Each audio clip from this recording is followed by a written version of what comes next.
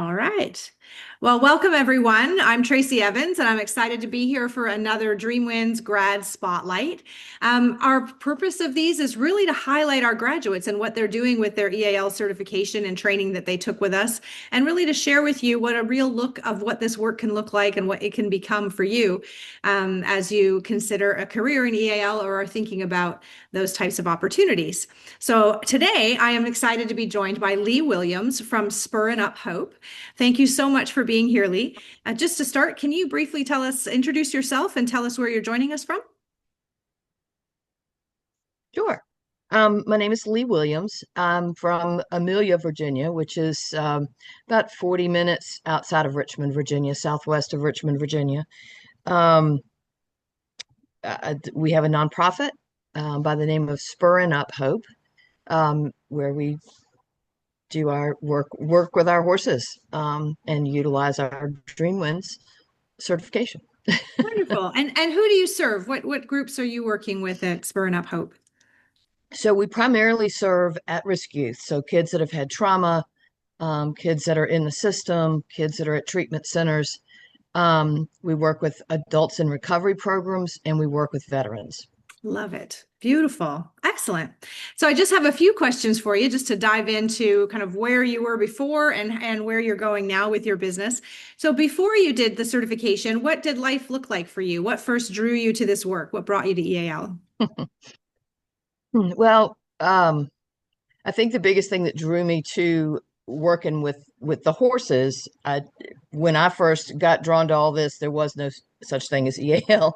Right. Um, so, my horses were always there for me when I was a kid, when I had things going on, when I had things, problems or whatever, typical teenage things going on or kid things going on. And I knew I could go to my horses and talk to them, and they would listen. They didn't judge, they didn't laugh at me, and they didn't tell anybody. So I I realized that I needed to share that with other people that had never experienced horses like that. And so I actually, well, it took about 17 years that I was trying to get the program together, but anyway, from 98 to 2017, we finally got it all moving and started having children come. So it started with youth. It was all about providing a safe place for kids to be kids, and enjoying the rural farm environment and the horses and their empowerment and things for them. So I went full time doing this in 2020. I Amazing. sold my insurance agency, and here we are. Took a great big leap of faith right before COVID I was going to started. So say that that's was a tough year woo. for a leap of faith. Yeah, yeah. Be careful what you ask for when you jump out there, because sometimes That's it'll right. get a little interesting first, but that's okay. So I have I've got a couple of other certifications. One that was with utilizing the building block curriculum. I really felt like we needed to get a little more information there. So one of the things that the directions we've been trying to go and wanting to go is with more corporate team building, and that was something that your organization really spoke to, and so that's one of the reasons why we went with y'all. But that's for future conversation. Right. Wonderful. Excellent. So when you think about the work that you've been doing and all the great work you've been doing with youth, is there a specific memory or a time when you really saw the full impact of the programs that you're running? Yes, there's my favorite one. Um, because sometimes the things that we do or say to people in the way that we treat people, we don't realize what it's doing to them. And I had these two young men, they were probably, I don't know, 14, 15 years old. And one of them was bullying the other one. I mean, it was just, and it was verbal. It was not physical. He wasn't touching him, but it was just constant, just, just kept pecking at him. And I mean, I don't do bullying well, so that's a big deal to me. And I just kept saying, honey, you can't talk to him like that. Why are you doing that? And why is the other guy staying in there and taking it? Is the other thing I didn't understand. But they kind of joined. They were friends, if you will. So anyway, we go out into the class and they were working with Sugar. He's left us now, but he was a retired racehorse. And Sugar, oh, he was an amazing teacher, but he just he went around the course with them, and they'd come around all the way to all the obstacles. They got to the last one, which was to weave, just weaving through. This was on the first time or first or second time they'd come. So anyway, this child had just kept on no matter what the other kid did. It wasn't right, and he was stupid and blah blah blah. All of a sudden, I realized that Sugar's laying down. Boom. He went down in the middle of the course. And of course, my initial reaction was, oh my goodness, my horse is dying right here in front of these kids. What am I going to do? Well, I mean, it seemed like it took forever for this whole thing to process in my head, but I know it was just seconds. And I realized he's not, bless you, he's not rolling. He's not in pain. He just laid down. Wow. Well, the child that was doing the bullying looked at me and he said, Miss Lee, did I cause that? Ooh. And I said, you know what, Evan, you did. I mean, I was too in the moment to sugarcoat it. I'm like, Damn it. yes, you Yeah. did. Sugar literally had to ground himself to get all that negative energy off of him. Well, the child that was being bullied went and sat by Sugar's head and petted him and talked to him. And Evan just kind of stood there, kind of stunned, because he could actually visualize what his words were doing to somebody. Do you know that child changed from Wow. that moment? I mean, did a whole 180 and never did it again. He was an amazing, amazing child. Yeah, that's my favorite story That from is all of them. incredible. That is incredible. Well, and that's what I love about this work is the horses are the ones really delivering the message. And the Yeah. fact that you can have a young person recognize like, oh, what did I do to cause that? I've seen it in my programs as well. I had a young girl, she was probably preteen or but no, she was a teenager. I guess she was about 13, 14 years old. And she offended my horse because she grabbed him and just wanted to get started. And before we could even really get into, what just happened there, she was apologizing. And then when Yeah. we asked her what happened, she said, I need to change my attitude. And I said, I have to say, I don't Ooh, think any human could get a teenage girl to recognize that she needs to no. change her attitude. And if I had told her to change her attitude, she would have doubled down on that original attitude, I'm sure of. Yes. And Yeah. it's magical the way they can break through all of that and get that empathy and awareness from even our young, Without ever saying anything. not a I mean, word. they don't verbalize. They're not, Right. Mr. Eds. Yeah, that's I right. just love it. Thank goodness. Can you imagine? Um, Yeah. Yeah, that's true. That's very true. Yeah, that oh, is the things they could wonderful. say if they That's could. right. Oh, I love that story. That is amazing. So if you think about the things that you considered as you were looking for your training and building your business and what you needed, what were some of the things that you would want someone to know who was trying to get into this business and what they might be considering if they're considering a certification or just in general, what do you wish you knew when you first got started? Hmm. Wow, that's a toughie for what I. Hmm. It's a lot bigger than helping, playing with horses and helping people. I had that conversation with a child not too long ago who I was trying to figure out what her direction was, and I finally just said, "What do you want to do?" You know, well, I want to help people and work with horses. Oh, okay, cool. Do you have a facility? Do you have horses?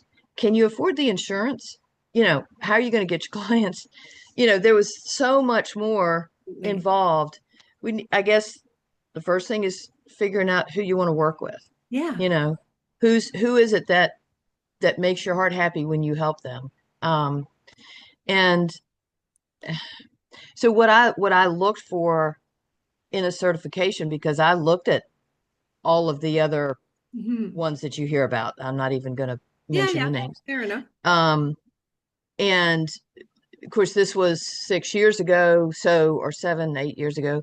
And so um, EAL has come so much further along, True. since it was back then. And at first it was, well, you can't do an unridden class. We don't, if you're not riding these horses, what are you doing with them? I mean, that's just doesn't make any sense. And I'm like, Yeah, but I think they can do a whole lot of things from the ground. They don't need to get on the horses because I didn't have those horses that could be ridden that just anybody that I was going to put just anybody on. And so that would probably be a big one is who you want to serve, find the right certification that um, meets what you're looking to do. Um, Exactly. Yeah. and then I think probably the most important one is talk to the people that you're going to be working with. Yeah. The people that well like yourself that you're going to get that certification through because it's not just about that class. That's It's about what happens a month from now, 6 months from now, 2 years from now when you like, I've got a question. Um, how do those people answer your questions? Do they treat you like, why didn't you know that? What are you, stupid? Or is it, with compassion? No, whatever they say when you're not on the phone with them, I don't know. I don't care. But just be nice to me when I have a stupid question. Um, There are no stupid questions, well, Lee. there aren't because if you knew, you wouldn't ask. Right. You wouldn't need to ask. And so um, I think that's probably the most important thing, but you have to understand the other things coming up to that before you can make that decision. So, Absolutely. I yeah. love that. I think that's really helpful. And I think you make a great point about, it is bigger than a bread box. It's not just, hey, I'm going to get this certification and I'm going to go. I would say the majority of our clients and our graduates don't have their own facility, so they Mhm. tend to partner with other facilities. But it's being able to know that that's a path you would need to forge and find those facilities that are going to allow you to work there and give you the opportunity to work with the people that you're dreaming of working. And Right. whenever I do my pre-certification coaching, I always say, start with your why. Why do you want to do this? Who do you want to serve? Who do you want to help? Because once you know your why, it's such a motivator. It's such a driver to get things Yeah. done for sure. Well, And it is, and I know for myself. So back in 2017, when I finally actually started having people here, I somehow just thought that I was going to, put a name on it and if get you my build it, they will 501, come. and people, they were just going to come. I was going to like, I don't, how am I going to handle all the phone calls? Well, Mhm. that's not how it worked. Right. And I wanted at the time really wanted to work with inner city kids. I wanted to work because I knew there were kids there that needed the safe place to be a kid. But driving around downtown Richmond in my Suburban asking if kids wanted to come to the farm would not have been a good idea. So, you had to. That's why when you say it's bigger than a bread box. It is. There's a why and a who, but how. Now, exactly. you Yeah. know how are you going to get people there to share what it is you're wanting to share, Yeah. and also understand it as I look back, had I had in the first year the 850 people that we served a couple of years ago, the first year, oh Lord, I don't think I could have handled it. you Right. know so little growth is a good thing. It's God bless the small beginnings, I guess, Yeah, the yeah. Work the little kinks out, things. get your confidence, be able to absolutely, and your Yeah. programs develop and flourish right when they're ready and should Yeah. absolutely. Absolutely. Well, that's great advice. So looking ahead for you, what are you most excited about building or exploring next? Well, if I was literally building, it would be a covered arena. Fair. um, and I honestly have come to the conclusion that God just doesn't want me to have it covered so that I will take time off.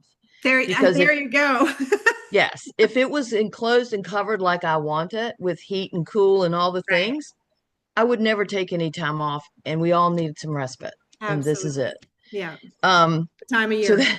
that's one. But the figurative building, um, this year really want to work more on developing the corporate team building. That's a big deal and big piece because as a nonprofit, it helps us sustain. Yeah. Um, I'm always writing grants. Matter of fact, I did one right before I got up with you, and it was oh my goodness, it was a big one.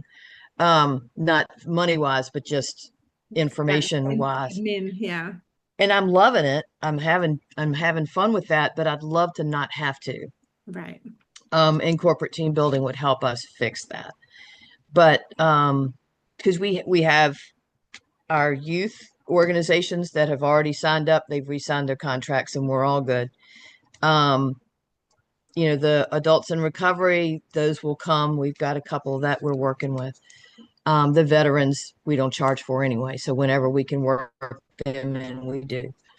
But this year, the growth opportunity for me is in corporate team building. Yeah.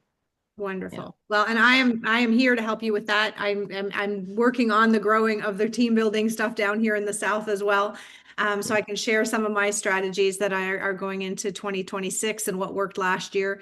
But I also, as you know, I'm happy to share our templates, my facilitator notes, all the things that have worked for me. I'm happy to share with you to get you started. I mean, you'll make it your own eventually anyway, but it's always nice to have somewhere to start and know what worked for a team building or leadership, depending on what you're doing. So Yeah, those are always available to you if you would like them. I And appreciate that. and we'll set up some time after this to dive into more of the strategy side on how do we get those corporate folks to know we're even. Well, and at the other thing, I don't know what I was thinking. I don't know, no man is an island. Like we talked before, I've also got to bring in some more help. Right. Absolutely. um, Finding more volunteers, finding more Yeah. facilitators, to get them certified with you, but really more just for Spurn Up Hope. Right. I Yep. have no desire whatsoever to get people certified that they go off and do their own things. I need Absolutely. them here. Absolutely. So we can talk So about that I too, need to, whether I come up to help you do that or we do an assistant program that's specifically for your team, whatever you need, we can yeah. help you do that for sure. That's exciting for sure. Very cool. So where can people learn more? Well, okay, so we know you want to do corporate. Are there any programs you'd like to speak to that's coming up that you'd like to promote right now, or would you like to share more about where we can find out about your work? Well, nothing new coming up right now. We will be doing a sunrise service at the farm Nice. Easter morning, and working on a small music festival for May as a fundraiser, just trying to do something a little bit different. But So when other do than you get that, started again? Just so folks who are watching this is it's January 26th right now, and we are in actually a snowstorm in the South. So we're not doing anything today but this. nope. By So, the wood stove, I might add. Yeah. oh yeah, exactly. So when would you get started? When would your programs begin again? Normally it's March 1, Okay. excuse me, but one of our clients that's been with us since 2018 texted me yesterday actually and said, our next cycle starts on the last week of February. Can we start then? And I said, as long as it's over 40 degrees, I'm in. So that's what we will be doing. Yeah. Fantastic, fantastic. So tell us where we can find you, where everyone can find you, your website, your contact information. So our website is www.spurn, so SPURN uphope.com. You can find us on Facebook, Instagram. Both of those are the same thing. So the Spurn Up Hope. We also do have a YouTube channel. I post videos on there from time to time of graduates and their speeches, horse videos, and stories about our horses and things like that. We're getting ready to do some more of those coming up as soon as I can not look like this during the day from being at the barn this morning and going back again in a couple hours.